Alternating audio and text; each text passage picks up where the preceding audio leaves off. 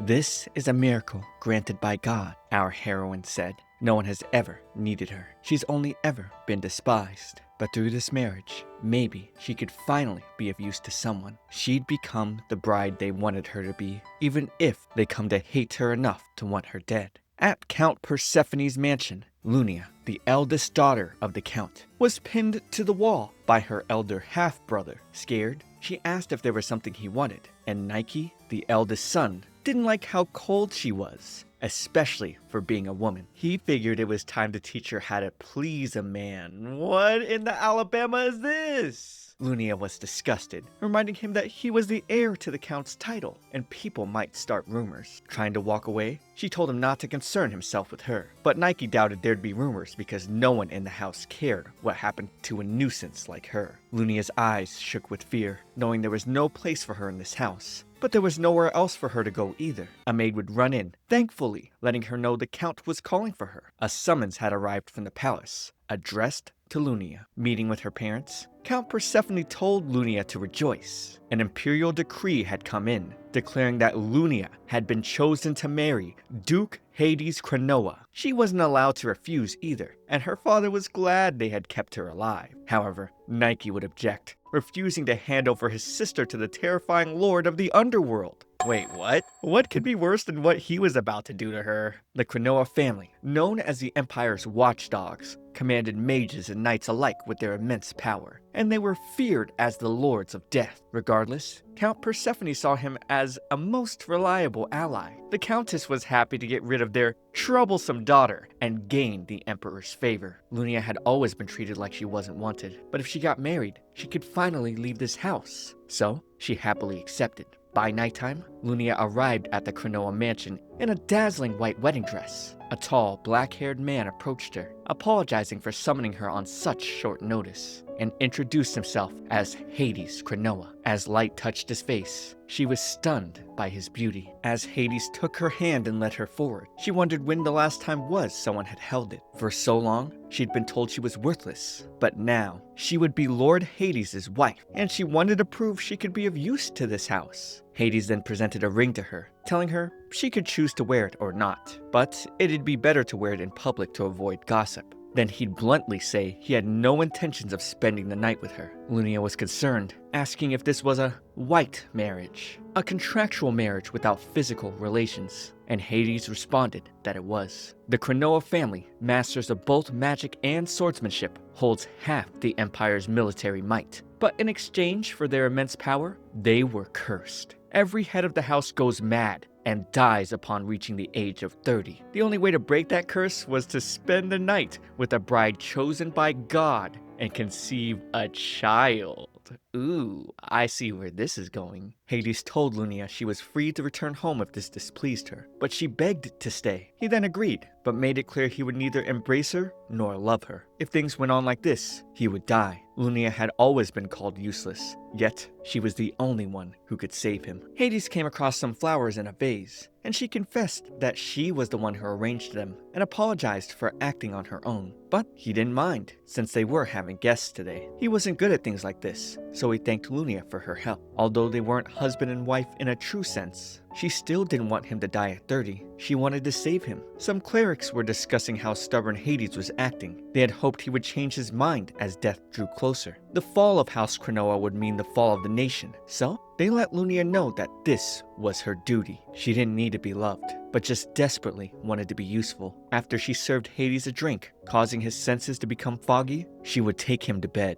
If she could save him, she'd cherish the memory and live proudly with it. Okay. Not how I expected this to go. Do not try this in real life. Bad. Illegal. That night, 7 years ago, Lunia fled the mansion. When she came to her senses, fear took over. She had defied the strict rules of a white marriage, and under the priest's orders, she drugged Hades with a potion. If he found out, he could have easily killed her. So, Lunia felt she couldn't stay there any longer. However, she had no regrets. Now her little boys, Helios and Uranus, would run to her. Being blessed with this miracle, Lunia finally found her place in this world. Suddenly, she'd run into Hades. He finally found her. She would tell her kids that he was a duke from a neighboring country and an old acquaintance of hers, and quickly told them to get into the house to prevent Hades from finding out who they really were, because on that night she spent with him, she saw something. While running away from the mansion, she slipped and fell, causing her ring to slip out. Seeing the Cronoa family crest on it, Lunia suddenly had a vision of two boys clashing under the Cronoa crest, over something neither of them would forgive each other for. She didn't know if it was a dream or a glimpse of the future, but she knew she was carrying twins.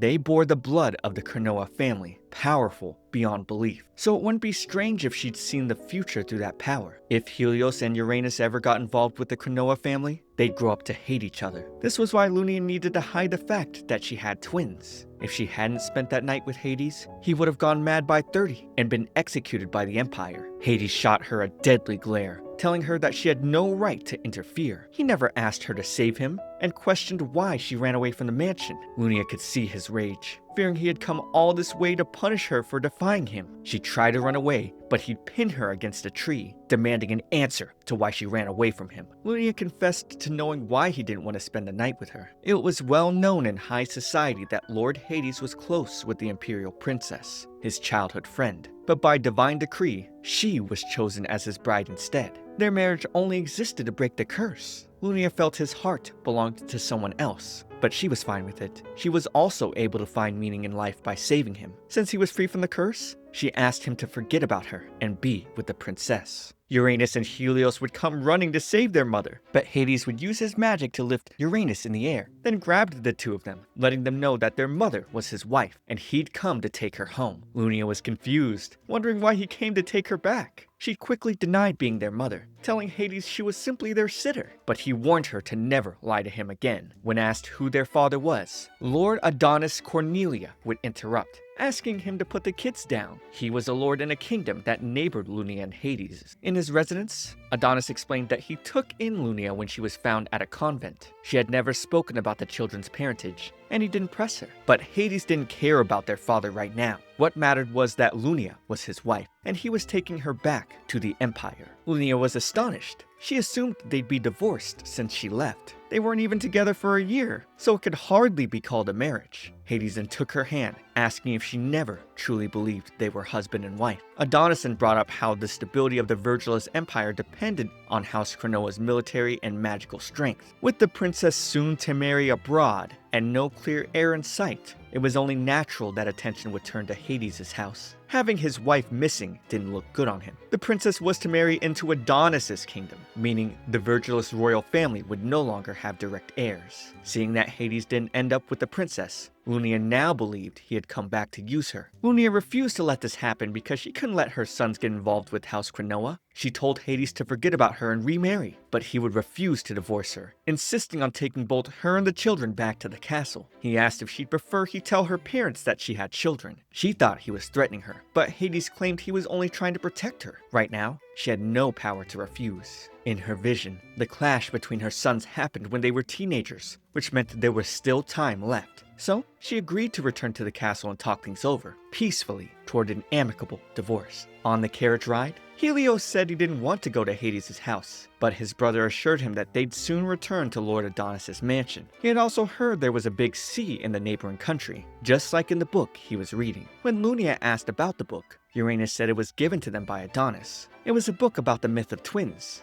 They couldn't read it because the language was really old, but Adonis would read it to them. The book was called The Sky Dragon and the Sun Sword. The story told that once, the earth was divided into the sky and the earth. In the sky lived the dragons, and on earth, humans. There was a man who was bewitched by a dragon. He became king and ruled the earth with the dragon's power. His wife bore twins and then died. Then, the twins who shared the dragon's power eventually turned on each other, each claiming to be the true king. Lunia was frightened as she realized that this story was about them, the Cronoa family, blessed and cursed with inhuman strength and magic, and the twins born into that house would one day become enemies. Just like the vision she saw, she wondered if this meant that she was fated to die, or would she die soon? Suddenly, Uranus mentioned his favorite part was when the twins defeated the dragon together. Helios liked the part where the doctor from the neighboring country saved the sick mother. Lunia was confused because there was no scene about defeating a dragon, and the story clearly said the mother died. She figured Adonis must have told them a different story, a gentle lie. Entering the mansion, Uranus marveled at how big it was. Hades then told them that they were free to use the East Tower however they liked. On the other hand, Lunia saw that it was exactly the same as 7 years ago. She thought they needed to leave this house before it was too late. Late at night, Lunia met with Hades, telling him that she wished to return to the neighboring country tomorrow if possible. So, she wanted to discuss dissolving their marriage. She was flustered as she saw the room because it brought back memories of everything that happened that night. As they stepped outside, Hades explained he was now both a Grand Marshal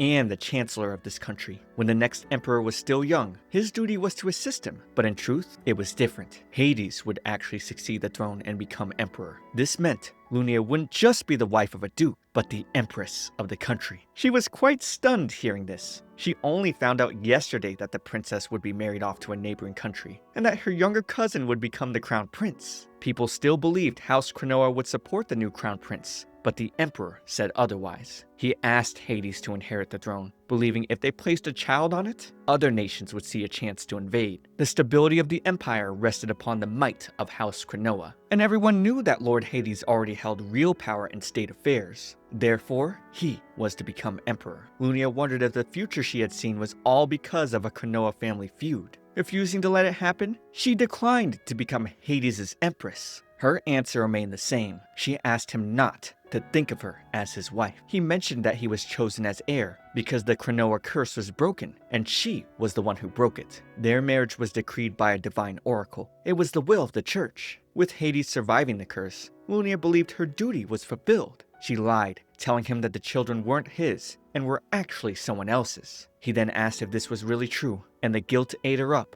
but she insisted it was true. As Lunia returned to the mansion, Hades reached for her, but retracted his hand and let her go. I'm so conflicted. She had his kids in a weird way, but they're his kids, obviously. Who's gonna buy that they're someone else's kids with their hairstyles? Well, another manhwa turned into a low-budget anime in the books. Believe it or not, this video covers 6 episodes. That's right, each episode is 4 minutes and 30 seconds long, counting opening and closing themes. Do you want me to continue the series? Let me know in the comments. Subscribe for more content, but for now, watch this next video. It's me, ComfyTea. I'll see you all in the next one.